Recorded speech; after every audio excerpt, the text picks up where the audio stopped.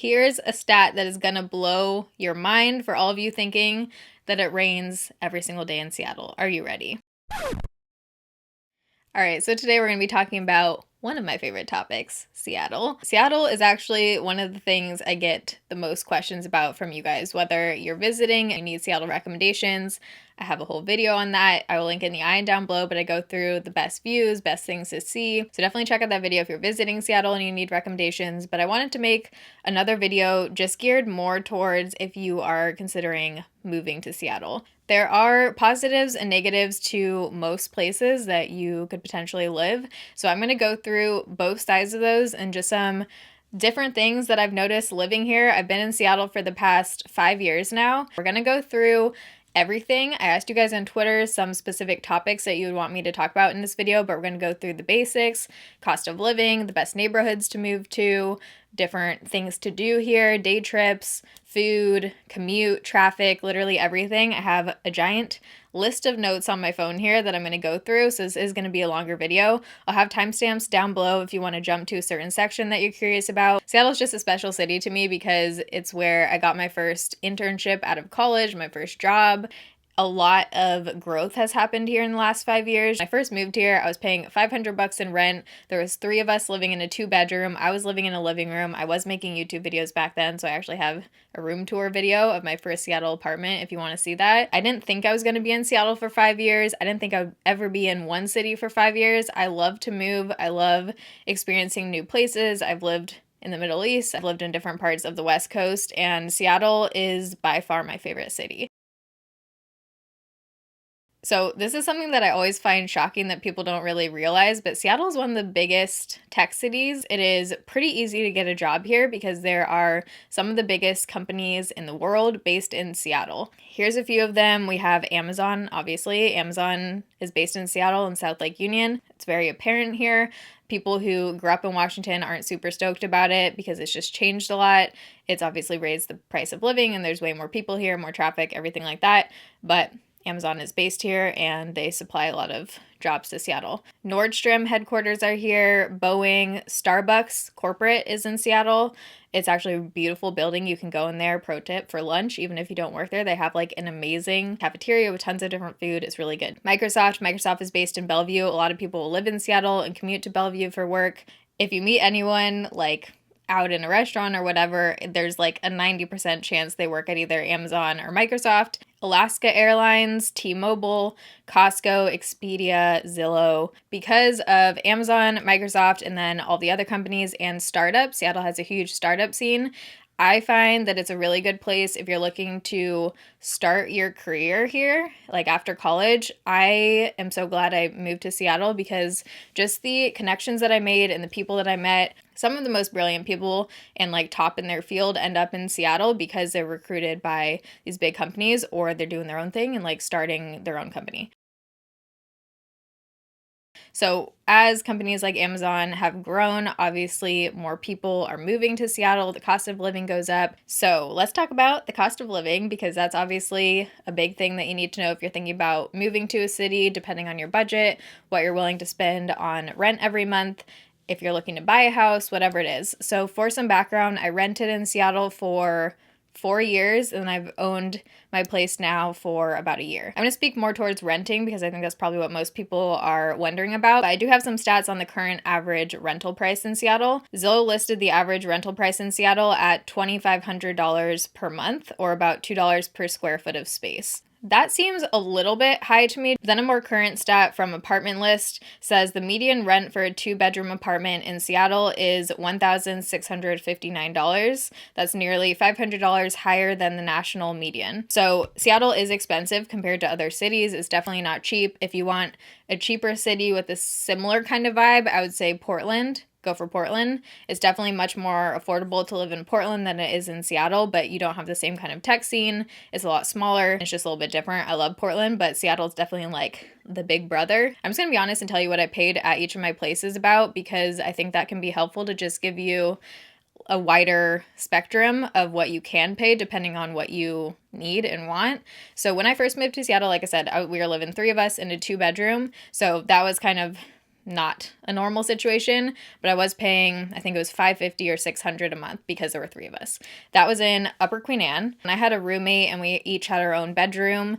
In Queen Anne, we paid about $1,200 a month each. When I moved on my own and I had a technically 1 bedroom, that's where I made my filming room, the 1 bedroom. Then I had kind of a studio situation in the kitchen, if you remember that. I have an apartment tour of that, but that place was $2,400 a month. That was including parking, and it was a really nice brand new building, tons of amenities. There was laundry in the unit. So that's like, I would say, the higher end in Seattle. So it's definitely not cheap, but again, you can find things that are more affordable. And if you're willing to have a roommate or compromise on space or parking or whatever it is, like if your goal is to live in Seattle, you know, I think you can make it happen. I still have friends who pay around $800 a month for a bedroom in a house. So I think if your goal is to move to Seattle, you can make it happen on a smaller budget. You're just going to have to do some more searching and like find the best situation for your budget.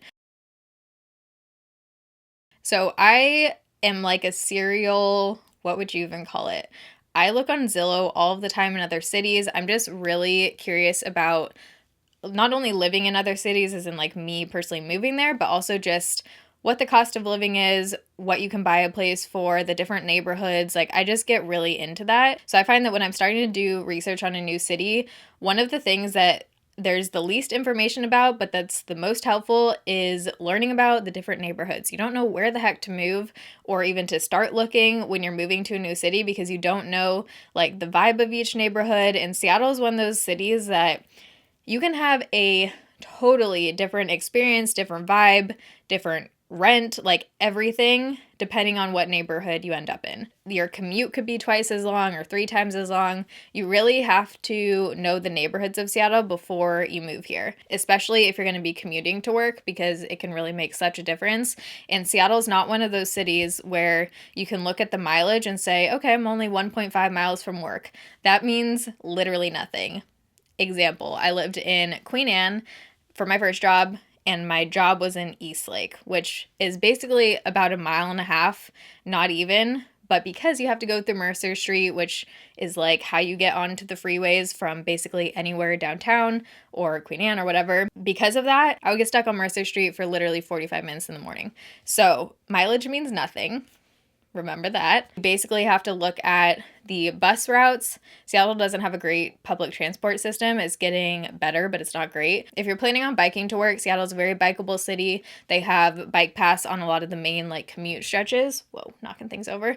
But we'll talk about the weather, and also it depends on where you're coming from because parts of Seattle are super hilly. Okay, so let's just kind of go through the neighborhoods. I am going to link a site down below that I found that has a good breakdown of neighborhood commutes, which is really cool. It actually gives you estimates on how far from each neighborhood it is to different parts of Seattle. But I'm just going to quickly go through a breakdown of each neighborhood. Seattle has tons of different neighborhoods. A lot of people who visit Seattle think downtown is Seattle, and that is the farthest from the truth ever. No one, at least that I know, really wants to go downtown. Like, you go downtown if you're going to work or if you have a specific like concert or something you're going to, but no one just wants to like walk around downtown or live downtown typically. So if you have only visited downtown Seattle when you came to visit Seattle, just keep in mind you have seen about 5% of Seattle. The best areas are outside of downtown. I talked more about those in the other Seattle video I did. So downtown is mostly city, urban.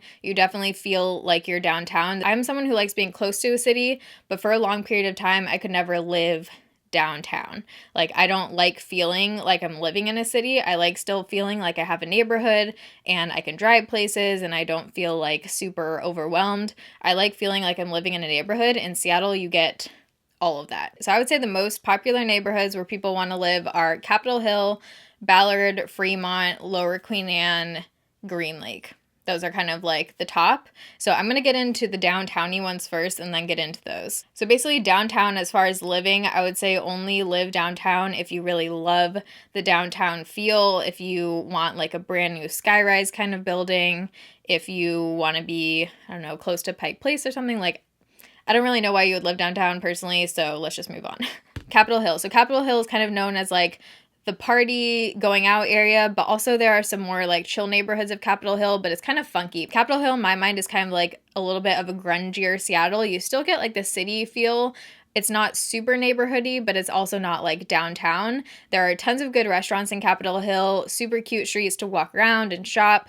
I like going to Capitol Hill either if I'm getting a piercing, because that's like the best piercing shop there, or if you want like a good restaurant, if someone's visiting from out of town. Capitol Hill is always like a cute, fun area to walk around, or if you're going out. When I first moved to Seattle, I went out a lot more than I did now, and we would usually go to Capitol Hill or Ballard. So Capitol Hill is not like a quiet neighborhood. I would say only move to Capitol Hill if you want to feel like, you know, you like things going on. You don't mind hearing like music late at night or people yelling. It's definitely one of like the louder, more bustly kind of neighborhoods to live in. Looking at my notes here, it's also like the entertainment district, and it's the center of the city's LGBTQ and countercultural communities. So lots of nightlife, lots of music, lots of theater.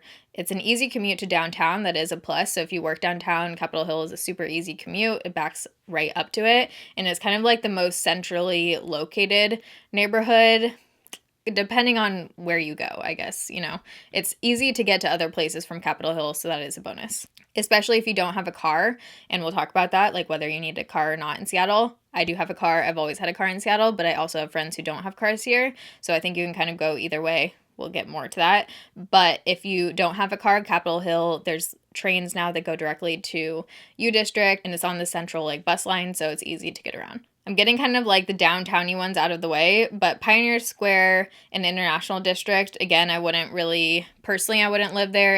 It's more of a downtown feel, and it's mostly work. Like you find that all the restaurants that there are usually people that are there after work getting happy hour or whatever. Like not a whole lot of people live in Pioneer Square. Belltown is an area where if you want to be close to downtown, like basically right in it, but a little bit out of downtown, Belltown is a good medium. It does still feel like downtown, but it also has a different feel to it. There's lots of good restaurants in Belltown. You can still get like the new high-rise kind of buildings, and if you work at Amazon, which is based in South Lake Union, Belltown is super close to that. So I have friends who work at Amazon, and their commute is literally like a 2-block walk to South Lake Union. There's also super limited street parking in anywhere by downtown. So Capitol Hill, Belltown, Pioneer Square, downtown, all of those have very limited street parking, and you'll probably have to pay extra for parking. So those places that I just talked about are more of like the downtowny kind of places.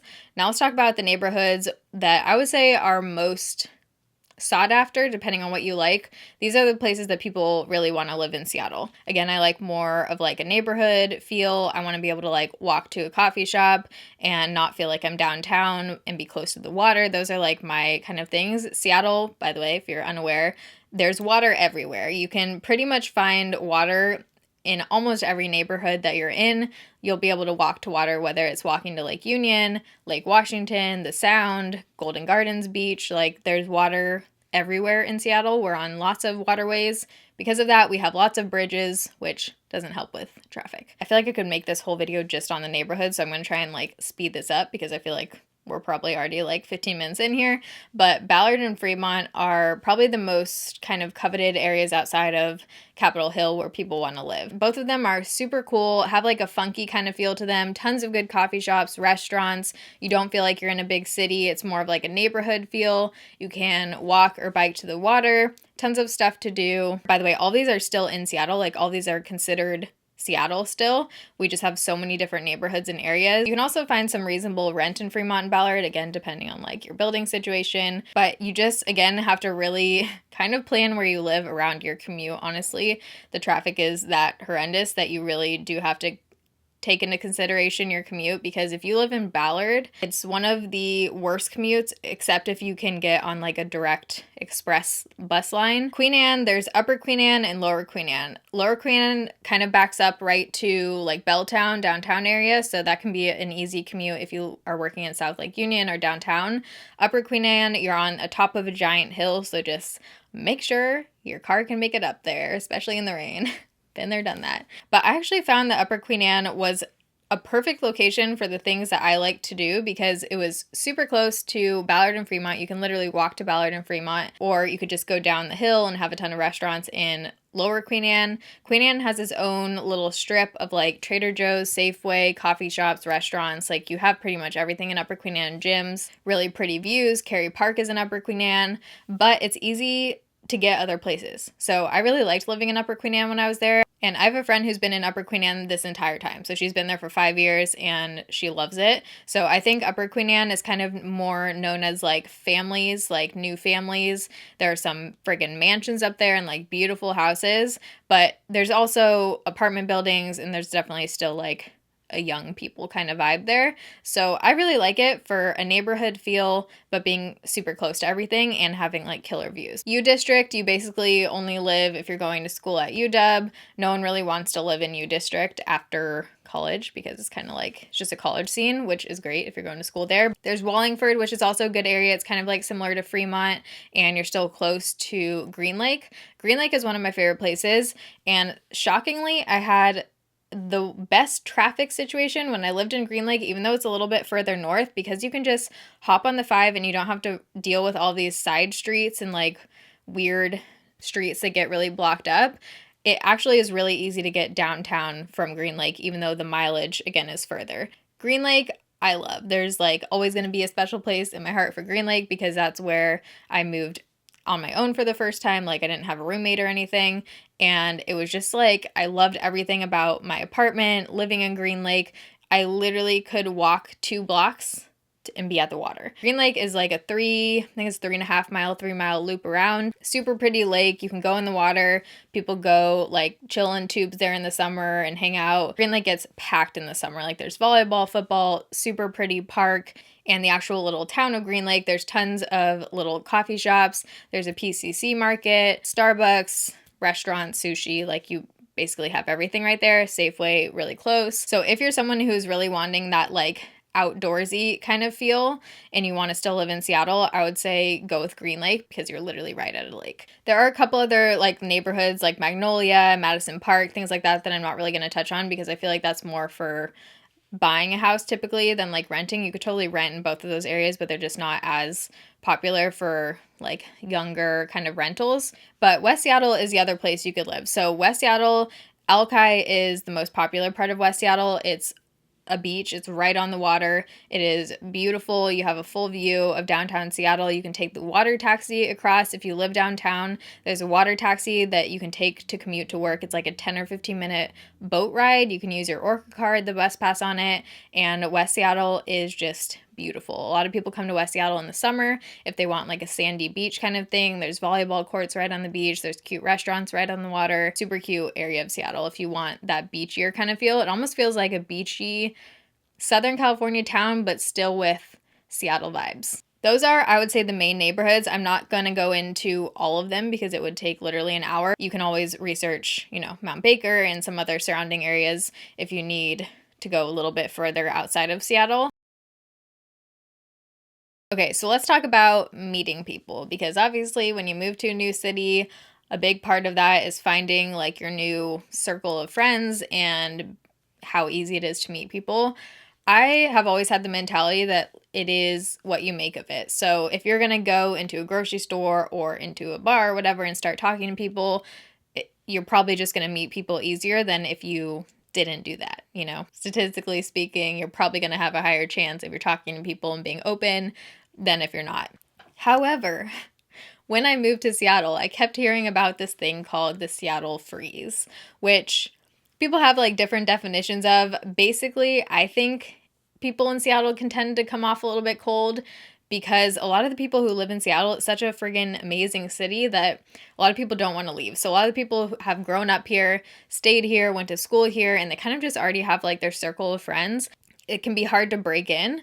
But with that being said, a lot of people are also transplants here. Like Seattle has so many people that didn't grow up here that have moved here and stayed here because of jobs or just loving Seattle or whatever it is. People have different experiences with it. I definitely notice a difference when I go to Oregon, how like the friendliness doesn't even compare. Like people talk to each other in grocery stores in Oregon and say hi when you're walking down the street, good morning, whatever. If you say good morning to someone when you're walking down the street here, they look at you like you are from another planet. It is the most bizarre thing. I'm from Southern California originally, but I also have lived in Oregon, and compared to both of those, Seattle definitely feels less friendly to me. I would say I met most of my friends through my jobs before I was solely doing YouTube full time. That's like where I met most of the people I know and I've kept in touch with and I'm friends with now. But I don't think it's an easy city to make friends. And I don't want that to like scare people off because, again, I think it is what you make of it, and that could happen in any city. You could have that experience. It's kind of just like when you move to a new city, you do have to really put yourself out there and do things that you might not necessarily have done before. Like if you're doing a new workout class, talk to the person next to you. People are definitely a little bit colder here, and it's something that I will say I don't love about Seattle. I love when I go to Oregon and I feel so much like people are just so much friendlier.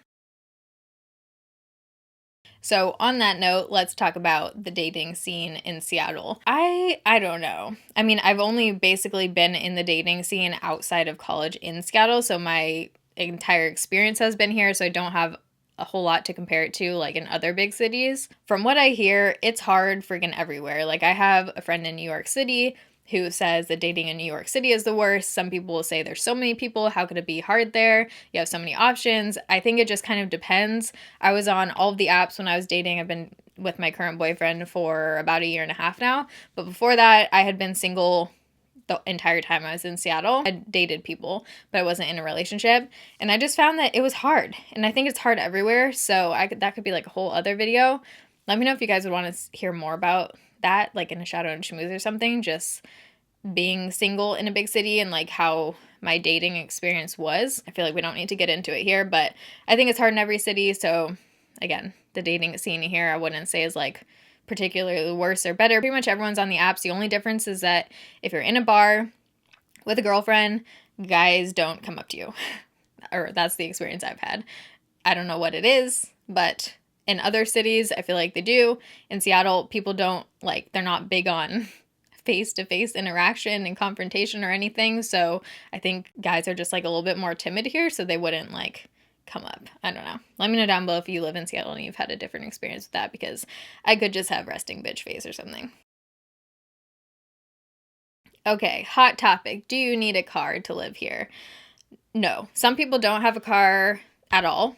I have had one for the entire time I've been here, and I have found that for what I like to do, I definitely need a car. I love the freedom that a car gives me. It's one of those cities where you could really go either way. You don't necessarily need it, but it'll make your life so much easier if you have a car, especially if you're someone who likes to like go on day trips. There are tons of options here. If you don't have a car, car2go is really popular, where you can just, quickly rent a car, drop it off in another location so you can drive yourself, or obviously Uber, Lyft, public transportation. Like you can definitely get around without a car. If you're someone who likes to take a lot of weekend trips, which I do, or go on hikes and do things, then having a car is definitely super helpful. It's just the parking. That's the only hard part about having a car. If I'm going downtown, it is cheaper and easier for me to Lyft downtown or Uber than to park my car downtown and pay for parking. I have had doctor's appointments downtown where it's literally cheaper, again, to do the same thing than to park downtown. So typically it just depends on the area I'm going, but you should also know if you're someone who's big into parking, like you want a parking spot, Upper Queen Anne, I would say, is the easiest place to park. When I worked downtown and in Pioneer Square, I didn't use my card. Actually, I did for one of them. I had a parking spot, but that's because they gave us parking spots. For the other ones, I took the bus, but now I definitely use my car every single day. Okay, hot topic here. Let's talk about the weather. I wanted to hold off and talk about the other things first because I think people get so friggin' fixated on the rain here. Not Seattleites, like people who are visiting or who just hear Seattle and immediately think rain. People get so fixated on the rain. We're going to talk about the weather, okay? It is not that bad. I have some stats here for you so you don't internally freak out when we talk about the weather. Over the course of the year, the temperature typically varies from 37 degrees Fahrenheit in the winter to 79 degrees Fahrenheit in the summer. It's rarely below 28 degrees and it's rarely above 88. In the past few years, it's definitely gotten hotter. I would say the summers are usually closer to like 80 to 90 degrees. This summer we had a really mild summer, but like the summer before that was crazy hot. But I would say generally the best months are like July or even June sometimes to October. September is like the best weather month, I would say, in Seattle. Here's a stat that is gonna blow your mind for all of you thinking that it rains every single day in Seattle. Are you ready? On average, there are 152 sunny days in Seattle. The US average is 205. So we only have about, 50 something less days of sun than the US average. That's not that bad. We still get nearly half of the year is sunny. Seattle gets some kind of precipitation, on average 155 days per year. Again, that just super depends on the year. In the winter, some winters we've had milder, some we've had weird amount of snow, like a couple weeks of snow. I find that after being in Oregon, Seattle is a piece of cake because it rains, but then the sun comes out. You're not going like days and days and days typically without sun. And that makes it a lot easier to live in because it's not gloomy all of the time. I feel like Seattle has a really good balance of seasons, of rain, of sun, but you still feel like you're getting the seasons without it being like super drastic. Do we get rain? Yes. Should you move to Seattle if you absolutely hate the rain? No, we get rain here. I'm just saying it's not like as horrible as people sometimes make it seem like it is, especially the people who don't live here. I think you just get so used to it too. Like, we still go outside in the rain. You just put on a hood, you know? It's not that bad. Like, rain is not the end of the world, and we get beautiful seasons. The trees change color in Seattle in the fall. It is unreal. Like, all of Seattle is yellow, red, orange. It is so pretty. We still get sun in the fall typically. We get like the perfect amount of snow in my opinion, because it's not like you have to get up early to like go to work and, you know, deal with snow in your driveway or anything. We usually only get either like a couple days of snow, or at most it'll stick for like a week or two. We had a weird winter last year where we had a lot of snow and it like shut down the entire city. But it's good for people who like want the winter feel but don't want to actually deal with the snow, you know? Summer in Seattle is unlike anything else because we have so many lakes and beaches and hiking and day trips. Summer in Seattle is just like the most unreal thing. When it's nice in Seattle, it's like it's a different city. So if you are someone who's into nature, or you're moving to Washington or thinking about it because you want to be close to everything that Washington has to offer, we're super close to Canada, we're close to Oregon, we have some of the best hiking and mountain ranges and everything. There are tons of different day trips and things you can do from Seattle. So Bainbridge Island, you can take the ferry across from downtown, go to Bainbridge for the day, you can bike around, walk around a cute little town. Orcas Island, San Juan's, basically all the islands. There's so many little islands in Washington. There's Fox Island that's like an hour away that I just went to a couple months ago, where you can rent like an Airbnb and be literally right on the beach. Olympic National Forest. There's tons of close hikes like Mount Si, Rattlesnake Ridge, Leavenworth. Leavenworth is really popular. Like, most people have heard of it even if you don't live in Washington, but it's like a cute little German, I mean, it's a fake German town, but it's the German town. Leavenworth during Christmas is really popular because they light it up, and it's just like the cutest little lit Germany kind of town in the mountains in Washington. It's only about an hour from Seattle, hour and a half. If you're into skiing or snowboarding in the winter, it's super quick and easy to go to Stevens Pass. It's about an hour and a half drive. Snoqualmie Falls, really pretty waterfall, literally about 30 minutes away or less. Crystal Mountain, Lake Washington. There's just so many things. You could drive to Vancouver. You could go to Victoria and take the speedboat from Seattle to Victoria. I've been here 5 years and I've never once felt like there wasn't something to do on the weekend. Like, there's always something that's still on my list that I want to do. The Cascades, Diablo Lake. Oh my God. If you live in Washington and you have not gone to Diablo Lake, you need to. Shopping scene. You know, that was important to some people when you're considering moving to a city. Bellevue has the best shopping. So Bellevue is the east side, and Bellevue is, depending on where you are in Seattle, maybe like a half hour away, 20 minutes if there's no traffic, just depends. Could be like up to an hour if there's traffic. It has pretty much every store. They have good ones. Seattle is weird with shopping. Like, we don't have the best chain stores like TJ Maxx, Ross, that kind of thing. We don't have great ones for some reason. Even restaurants, like any of the chains just must not do good in Seattle because they're always shitty. The main shopping in Seattle for like chain kind of stores is downtown or U Village. There's a mall called U Village, which is like right by U District. All right, so now that all like the big ticket items are out of the way, just a couple random things I made note of that are just weird about Seattle that I've like discovered since living here. Car washes. If you're from California, I don't know about in other states, but car washes are very easy to come by. They're all over the place. They're cheap. You can get your car washed inside and outside for like $20 in California.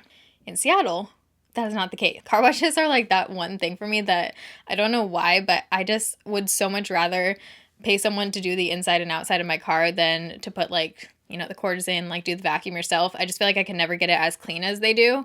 And so those are like the only basically kind of car washes in Seattle are the ones where you do it yourself, where you like drive through and then you put in the quarters and like vacuum yourself. There's only a few like auto detailing places where they charge literally $150 to $200. There's no just basic interior, exterior car wash except one in Soto that is really horrible and has really shitty reviews, and I can attest it is horrible, so don't go there. It's the Elephant Car Wash in Soto, if you're wondering. The other thing, there are diehard Seahawks and Sounders fans, which if you are not into football is nice because literally if you go grocery shopping during a Seahawks game, there are maybe 2 people in the entire store. It is phenomenal. Seattleites get real into Seahawks and Sounders. The other thing, Seattle locals don't use umbrellas. I lived in Oregon before, so I had the same kind of experience. Oregonians don't really use umbrellas either, so I was used to that. But like anytime my parents come to visit, they'll whip out an umbrella and you immediately look like a tourist. I don't really care. Sometimes I whip out an umbrella if I'm like going somewhere where I don't want my hair to get all messed up, but usually I just put on a hood and call it a day. No one really uses umbrellas here. Okay, I've been filming this for over an hour now, so we're gonna have to majorly chop down this video, but I think that was mostly everything I wanted to touch on. I'm trying to think of anything else. But overall, I would say my experience living in Seattle has been incredible. Seattle's one of those cities that people don't realize how unreal it is until you go there and you have someone like local to show you around. Is it expensive? Yes. Does it rain? Yes. Is it worth it? Yes. Okay, my big camera that I was filming on literally just died. Like, not the battery, the actual camera. So I'm wrapping up this video on this camera, but I hope you guys found this helpful. If you did, you can give it a thumbs up. Let me know down below if you have any specific questions about Seattle that I didn't touch on that you want answered. Moving to any city is scary, but once you get in your routine and you figure things out and you start meeting people, it's all gonna be okay. I'll have everything I mentioned listed down below in the description box, and any of the articles I talked about and everything are down there. I love you guys. Thanks for watching. See you in my next video. Bye. We get like the perfect amount of snow in my opinion because it's not like you have to shovel. Wait, why did shovel sound so weird? Shovel your driveway. Yeah, shovel your driveway. It's not like you have to shovel. Why does that sound so weird?